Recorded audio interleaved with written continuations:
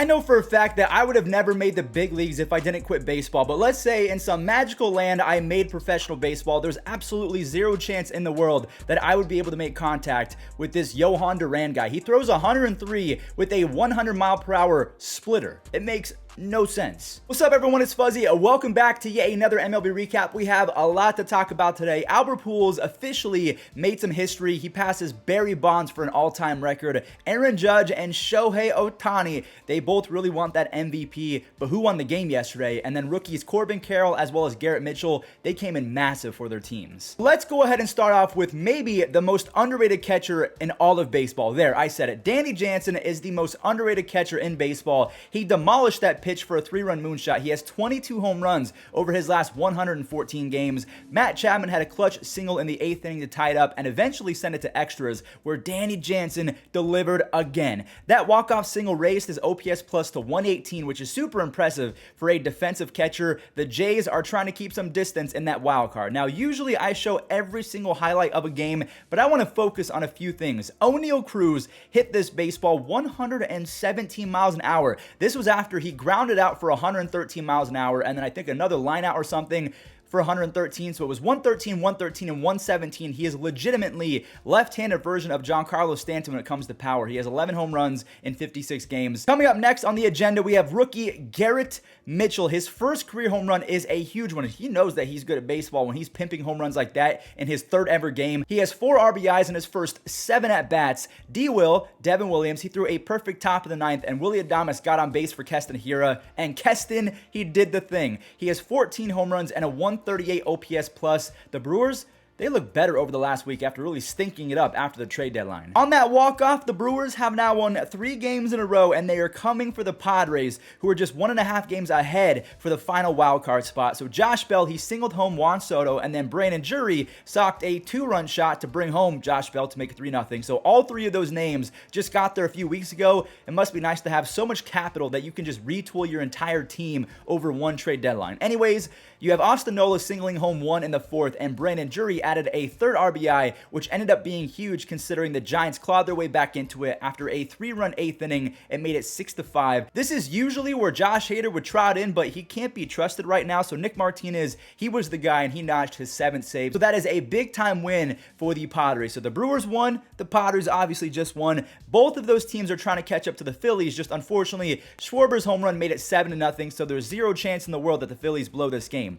No biggie. That's just an RBI double. That's a single.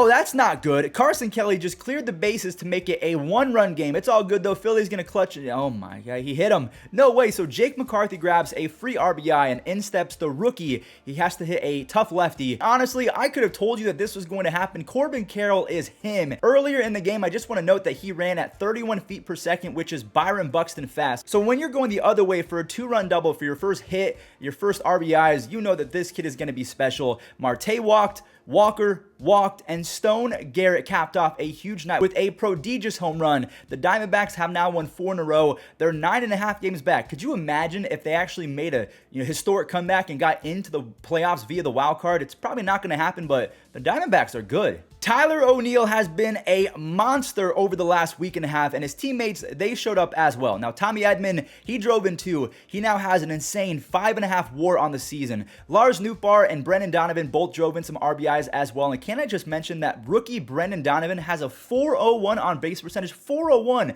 as a rookie. That is very Albert Pujols-like, just without the power. Pujols, once upon a time, had a 403 on base percentage in his rookie season, and speaking of Pujols, you just witnessed MLB history. On his 694th career home run, he passes Barry Bonds for the most pitchers homered off of. So that was the 450th different pitcher that Albert Pujols has gone yard off of. So again, 694. He is 6 away from 700. He cannot retire until he gets there. Nolan Arenado stayed red hot with 2 more RBIs on his 35th double of the season. He casually has a 7 WAR, and Tyler O'Neill is back. Now that's a name I've not heard in a long time. I haven't been able to use that Bro Neal nickname in quite some time because he was terrible to begin the season, but he has 5 home runs and 12 RBIs over his last 6 games. Corey Dickerson now has a 115 OPS plus after his 5th home run. So earlier we saw Danny Jansen grab a W for the Blue Jays, and they keep their distance in the AL wildcard, but they better keep it moving because the Twins, they look like they're not going to go down without a fight. They're going for their 4th win in a row. Minnesota had the bases loaded with 2 outs. They're down by 1. Gio at the dish, and he did it. Gio slapped a ball the other way for a massive 3-run base clearing double. He has 53 RBIs and a pretty solid 114 OPS plus. From there, the Minnesota bullpen made Boston look silly. How are you supposed to make contact off of this Johan Duran? 103 fastball. He has a 100 splitter, sinker, whatever you want to call it. Technically, it was a splitter, so that was the first time in history that a pitcher threw an off-speed pitch 100 miles an hour. So he struck out 2. He has a 1.91 ERA, and Jorge Lopez collected his 23rd save after a 1-2-3 perfect 9th inning. Minnesota has won 4 in a row, and they're just 1.5 games back of the first place Guardians. Now, speaking of first, let's talk about the first place Yankees, shall we? This is going to be a fun game because we have the battle of the MVPs, Judge versus Ohtani. Frankie Montas has been pretty terrible for the Yankees so far. There's a home run to Luis Rengifo. There's another to former New York legend Mike Ford, and there's a pimp job from Shohei Ohtani. So over his last 4 games, Ohtani has done this, one of the greatest weeks by any baseball player in the history of this beautiful game. But just to spice things up, Aaron Judge hit his 50th home run of the year. It's not even September yet, so he joins Mickey Mantle and Babe Ruth as the only Yankees to hit 50 home runs multiple times in a career. Now, the Halos, they do win their 4th game in a row, so I guess the real question is not if they can make a playoff push because they're still 14 games back, but who's the MVP right now? If the season ended today, would you give it to 50 home run Aaron Judge, or would you give it to 29 home run and 2.6 ERA Shohei Ohtani? I mean, either way, regardless of how you slice it, these are both historic seasons. I don't know who's the MVP right now. I truly cannot pinpoint who it's going to be. I picked Aaron Judge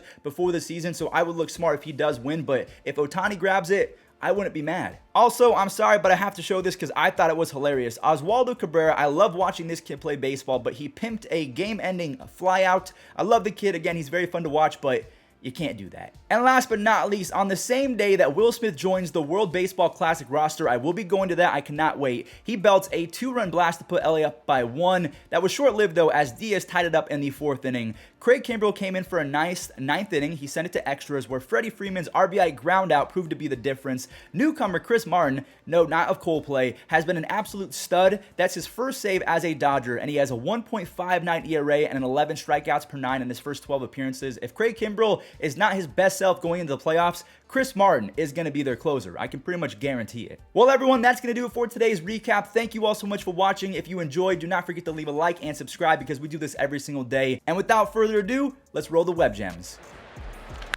Schwarber. Oh my goodness, Christian Walker. Wow. 111 miles an hour into the Gold Glove of Christian Walker. Didn't even really have time to gather himself to make that approach. That's to right center field, and Kepler dives and makes a great catch. Now the throw home, and the runner can't score. 2 feet, but that might have made the difference between a send or a non-send. And he goes the other way. Runner going to be Wade. Sawinski's throw going to come through and going to be perfect. Going to get the out. This one is hit hard, line to center, and coming on to make the catch is George Springer. We saw the same effort from Springer in the game yesterday on a Mike Trout blooper that was in center. And what a